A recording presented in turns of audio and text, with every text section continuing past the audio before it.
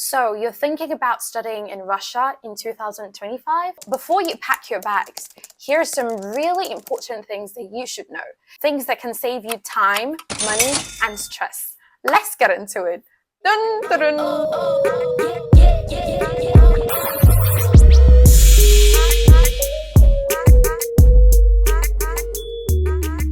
Hey guys! Hello everyone! Welcome to my YouTube channel. Today we're going to talk about 10 things that you should know before coming to study in Russia. Let's get into it. Point 1. Language barrier. Most undergraduate programs are taught in Russian. Yes, there are some English top programs as well, but learning basic Russian will make life a lot easier for you. Even daily tasks like grocery shopping, asking for directions, ordering at a restaurant will be tough without it. Russian people are always very happy to help, so maybe you can cheat the system. Point number 2 is admission process. Admissions are usually centralized through the Russian study portal, but most universities, almost all universities, also have their own private processes. That does not have to do with the official Russia study portal. That means that you can also gain admission directly through the school. Make sure you double check the deadlines because they usually do not align with the Western deadlines like in the US, UK, blah, blah, blah. Point number 3. Tuition fees. Now, this is the juicy part. Compared to the US, the UK, and most other European countries, tuition in Russia is super cheap. It's maybe not super cheap, but it's super affordable. On average, you'll pay between $2,000 to $5,000 per year, depending on your program. It can be more expensive or it can be cheaper. Obviously, programs like medicine are much more expensive, but nothing compared to the tuition in the UK or the US or in most of the European countries. Also in Moscow, tuition can be relatively high, especially also when it comes to English top programs like medicine, law, and so on. Now we're over to point number 4, scholarships. Russia or the Russian government offers scholarships that covers tuition, full accommodation, and even most of the time stipend. Depending on which university, the competition is quite tough. However, I think that the rejection rate is low. Well, at least to the best of my knowledge, I think it's quite low and it is worth applying for. Point number 5, cost of living. This is also very juicy. Cost of living in Russia is very, very, very affordable. It is cheap, in my opinion. Very cheap. Compared to a lot of other countries, I consider the cost of living here to be very cheap. Now, dormitories cost as low as $10 to $50 per month. Again, it also depends on which city that you're in, but a city like St. Petersburg, which is second to Moscow, dormitories actually cost from $10 to $50. However, there are a few exceptions depending on the type of room you're living in and your university as well. But they're really cheap and affordable. If you opt to go for a private accommodation like an apartment, they cost a lot more, obviously. So it is up to you what you want to do. Point number 6, weather reality. In Russia, you get just a month or 2 of warmth. If you actually get up to 2 months, hallelujah. It is mostly freezing. Think heavy snow and heavy temperatures. The wind is so strong. Super cold temperatures. You would have to prepare, buy winter jackets. The winter jackets that you may have in your country, once you get here, trash them and get a better winter jacket. Okay, I'm just joking. The snow makes the city magical, so you just have to cope with that. Okay, next. Point number 7, culture and lifestyle. Russian student life is vibrant, lots of festivals, sports, and cultural traditions. So if you're an outgoing person, you'd have a lot of places to go to. But if you're more like an introvert, then you can just stay home. Yeah. The education system is very formal. So the professors expect you to come to class, to be punctual, to be disciplined. It's very formal. Again, everything depends on what program you're doing. There are also some professors that are very chilled. So Yeah. Another thing that I'd like to add here is transportation. It's so easy to get anywhere, especially in cities like Moscow and St. Petersburg. There are a lot of discounts for students. Almost everywhere and anywhere you go, there are discounts if you're a student. Actually, being a student in this country is a flex. You get to enjoy a lot of benefits, a lot of discounts. I like it.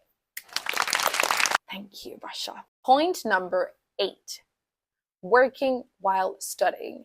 This is one of the most asked questions that I've received over the years. I get this question a lot from everyone on my Instagram, Facebook. A lot of people ask me this question. So here is me answering this question. Yes, you can work while studying. However, please do not count on your part-time job as your main source of income. I repeat, do not count on your part-time job as your main source of income.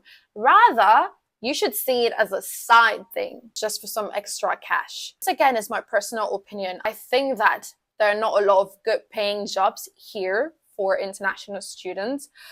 Okay, let me mention a few jobs that I know that you can do, especially for men. You can work in a construction site, you can work in a restaurant as a waiter, you can work in a warehouse. So for example, we've got something like Amazon or Shein. It's called Wildberries, Ozon, Yandex. So you can work in their warehouse, like putting the orders on the shelf and so on. You can also do online jobs. So we have a huge website here in Russia where you can get all sorts of jobs. So you can do online jobs, like working in a hotel as a cleaner or being an online support personnel, so like chatting with customers 24/7 and things like that, answering phone calls online. Now, all those jobs that I mentioned do not really pay a lot. The ones that I consider to pay a lot are the online jobs, and also if you're working in a warehouse, but then you would need to work almost every day to make a substantial amount of money by the end of the month. And in first place for me would be teaching English. There's a high demand for English teachers, and I know that the pay is also really good because I've had this experience. So like I said, it should be more of a side thing, not your main source of income. For the first 3 to 4 years of my medical school, I was not working because my family didn't want me to work. They just wanted me to focus on my studies.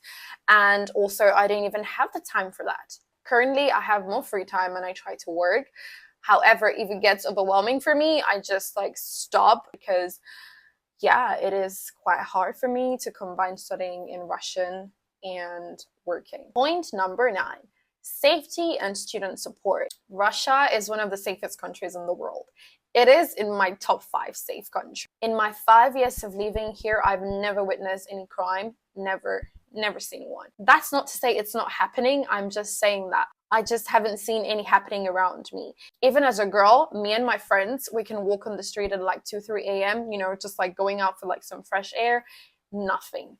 No one is coming up to you. No one is trying to do bad things to you. Again, this is my personal experience. I don't know about you, but I think a lot of people would say the same thing. Also, universities have international offices with people that speak in English to help you adapt, to help you with your documents. That's another thing in Russia. When you arrive, you have a lot of documentations to do. You have to get registered and so on. The university's international office is always there to help with this step. Point number 10.